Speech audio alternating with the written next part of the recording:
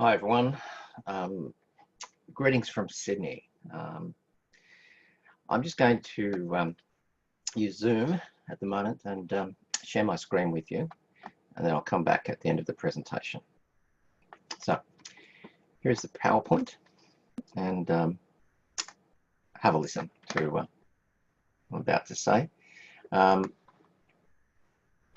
This is the keynote presentation called The Value of Humanities and Social Sciences to Higher Education. Welcome to the Eurasia second Sydney conference in November, and my email address there is there as well. My name is Ray Archee. I teach communication, and I currently work at Western Sydney University in Sydney, Australia.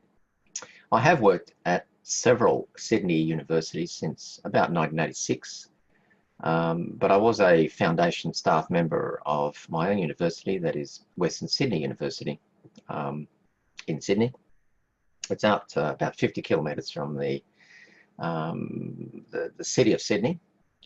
I first started teaching with the School of Humanities and Social Sciences when I around about 1991, and this is when I first started teaching professional writing and research methods. I would like to thank the Eurasia Organising Committee for asking me to deliver this keynote address, and it's my pleasure to open the conference for you today. The conference would have been better in person, but this year has made overseas travel such a risky activity.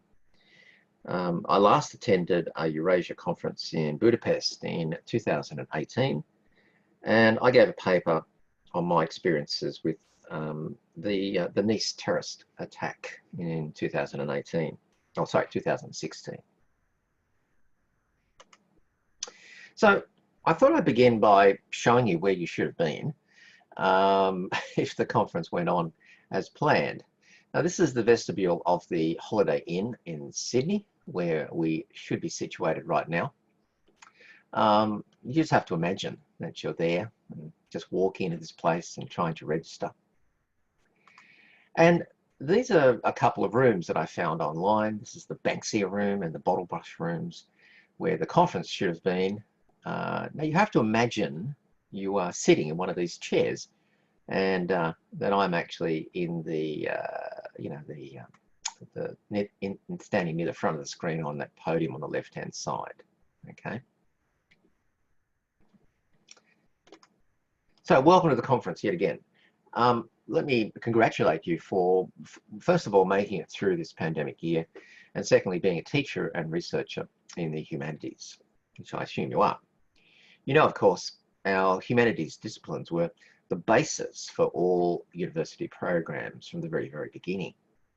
Now, I think we need to believe in our chosen disciplines and not listen to the voices that proclaim that technology or science or engineering or maybe even medicine are somehow more important than our own chosen disciplines. Let me see if I can convince you a bit of this particular idea. So my question of you is, how have you all been feeling this past year? Now, this is not an easy question to actually answer. If I asked you about this, I think that many of you will probably stop and ponder. You wouldn't be able to answer this question straight away. Words such as anxious or listless, uncertain, isolated, or even bored are not quite right. We have never had to go through a year like this, and let's hope we never do again. Most of us probably have not felt the emotions like we have experienced this past year. However, the humanities can help us here. What if I said that the suitable emotion for many of us was the ancient Greek word called Acadia, and there's a modern equivalent called Acadia. Does this make sense? Some of you may know this ancient word, but many of you may not.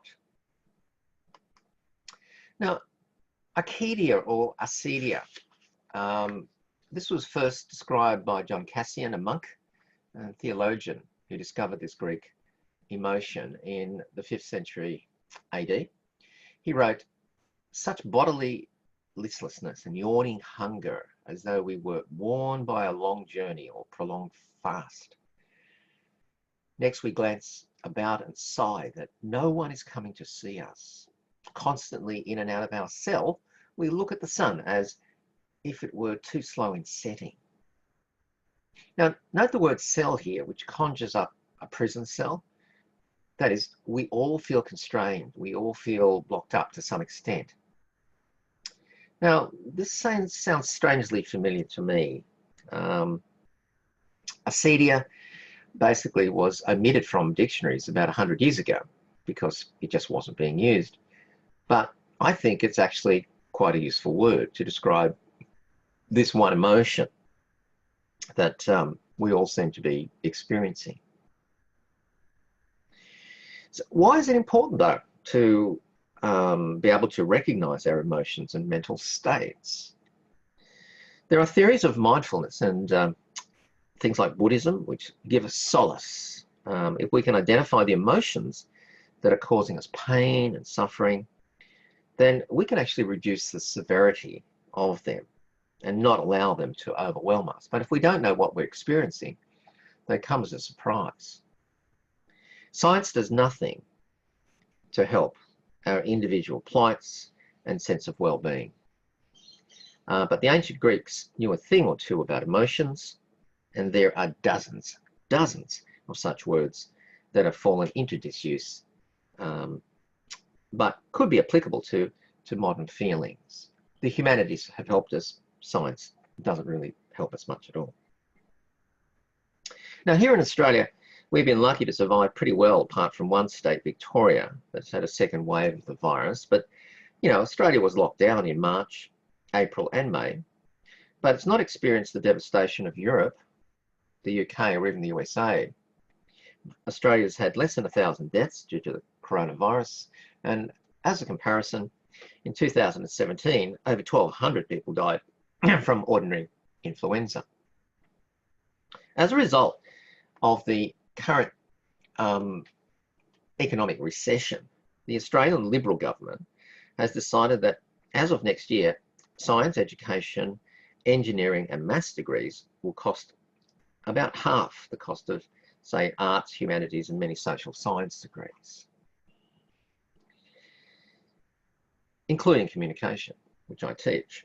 That is, the government has decided that Australia needs many more scientists and many less arts, humanities graduates, because Australia needs to become more skilled at technological innovation and scientific invention. Apparently, studying maths and science helps the economy more than studying humanities. Now, this sort of reinforces the stereotype, doesn't it, that the kinds of career paths that our humanities students must be following, they must be not really contributing to the economy. They could be, you know, clerical jobs or maybe even run-of-the-mill teaching jobs. This stereotype of the overqualified, the marijuana smoking arts graduate who cannot find a decent job, I think is as unrealistic now as it was in the 1970s when this stereotype, you know, came into being. Well, the current neoliberal government in Australia fails to understand is that the arts graduates have a grounding in critical thinking that is applicable to a wide range of career paths, and that perhaps further study, maybe postgraduate study, needs to be taken before exact professional careers are established and extended. An arts degree is an excellent first choice for most students who do not have a firm idea of their own strengths or weaknesses. It was in my case, and I assume that it was for many of you as well.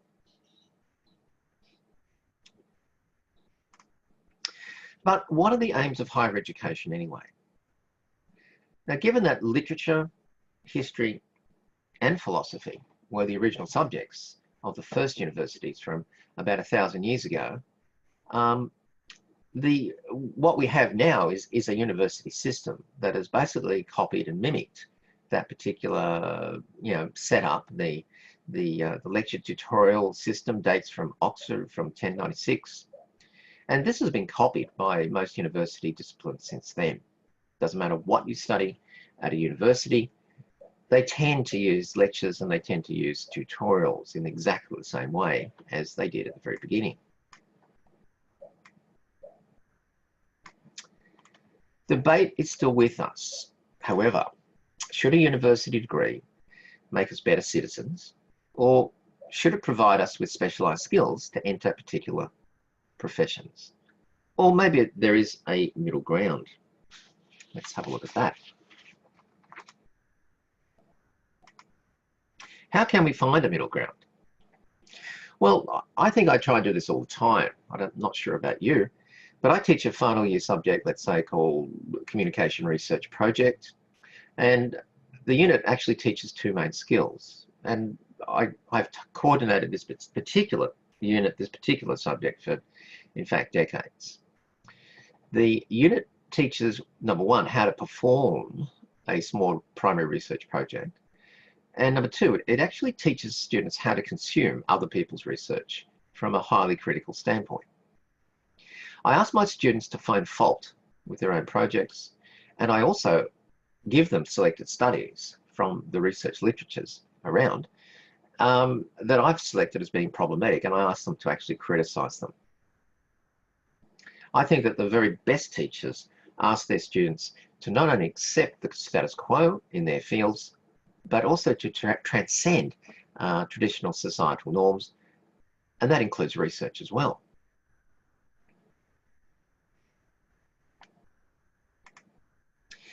Now, I found a recent Macquarie University from a report from 2018, and this particular report actually found four main benefits of a humanities degree. It found that employers, the broader community, graduates, and our own society benefited from humanities, and probably benefited in a different way, not necessarily a better way, but a different way to other kinds of degrees. I'm going to spend probably the rest of this particular presentation talking about these benefits and how we actually seldom think about these things, but there are certainly definite benefits to employers, the community, graduates, and also our own society at large of humanities degrees. They are not just things that we study for the sake of, of studying. They help us, and they help society as well. Now, in terms of employer benefits, the Macquarie University report actually listed far more than just these kinds of skills that are given by particular kinds of subject areas. They're actually not in any particular kind of order, and I just pulled out a few of them to show you some of them. At the very top, we've got software skills for content creation, and those sorts of degree areas or subject areas would be media arts students from communication. They're really, really good with using software, and they can use that software to, assist and develop, company websites and company brochures, all sorts of things in that can help, the society at large. We've got scientific and historical research skills, and history students are very, very good at this. And they have particular skills, especially with archival research that most people wouldn't have a clue as to how to employ. In terms of intercultural negotiation skills, here we've got international studies, management, perhaps, kinds of areas that are very, very useful.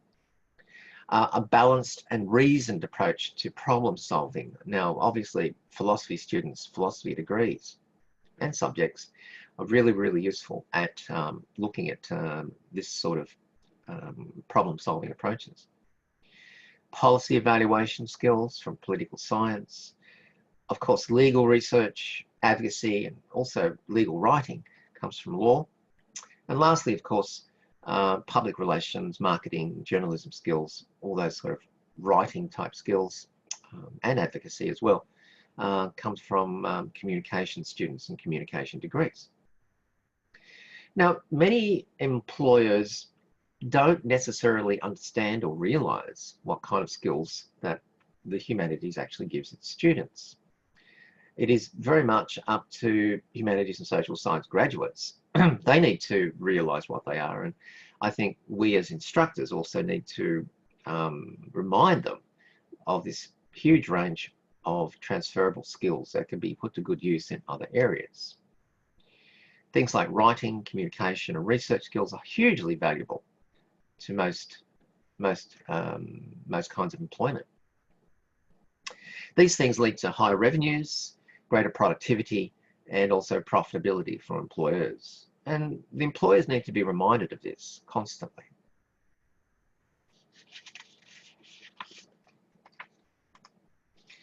There are benefits also of humanities to the broader community. These things are very, very difficult to see, but they're actually, they've been researched and found to be quite common with humanities graduates. So there are greater levels of trust, greater levels of volunteerism, greater political engagement, and greater tolerance that are found with humanities graduates. These societal values are highly desirable for the communities that we live in. Qualities such as honesty, compassion, law-abidingness, and resistance to corruption are found in the humanities graduates that have been studied. So that leads to, employees that value things like fairness, excellence, and responsibility. These are seen in the humanities degrees because they're actually studied, and also their students once they leave the university.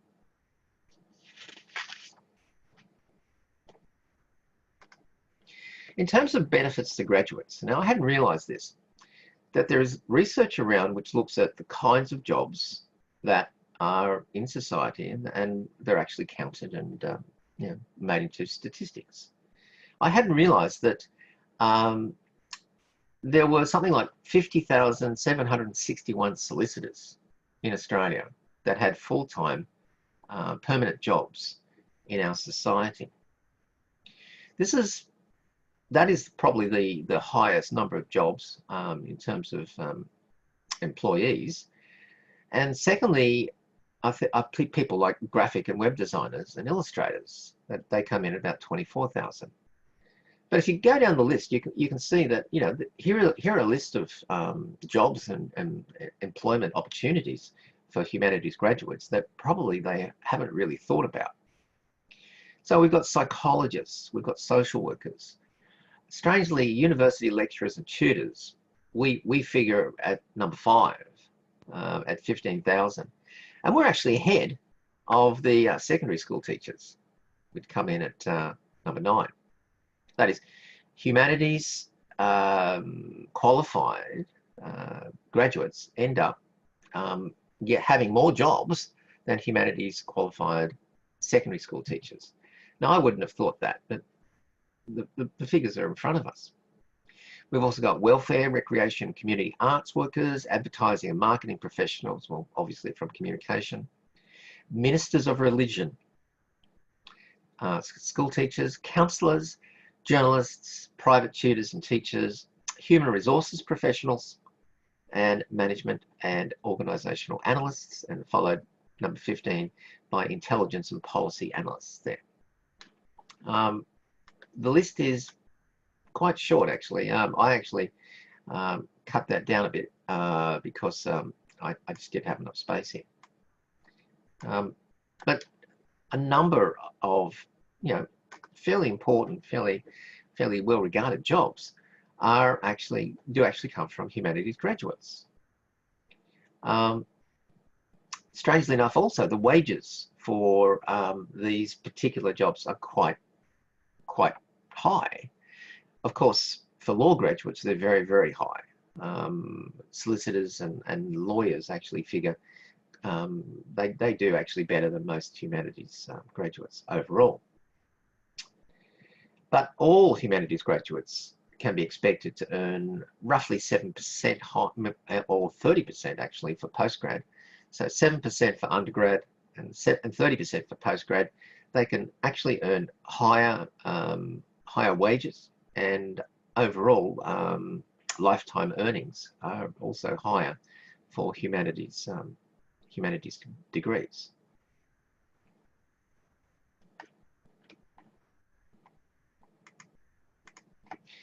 Now, lastly is the benefits to society.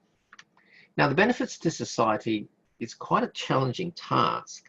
Determining the value of a humanities degree and humanities graduates is quite difficult because they don't really play a role in quantifiable outcomes. They don't exist in terms of the quantifiable metrics of research value either. The value of humanities research actually lies in its ability to produce societal and cultural changes. The report from Macquarie University doesn't actually list anything except case studies, and it doesn't have tables of, you know, monetary values of humanities degrees and its research. So I'm just going to provide a couple of insights here. I don't know about you, but I have a PhD student who is at the moment studying why people do not vaccinate their children. Now, he's doing this both in Saudi Arabia and also in Australia. Now, the value of this research becomes much more important as soon as we obtain a COVID-19 vaccine and people refuse to take it.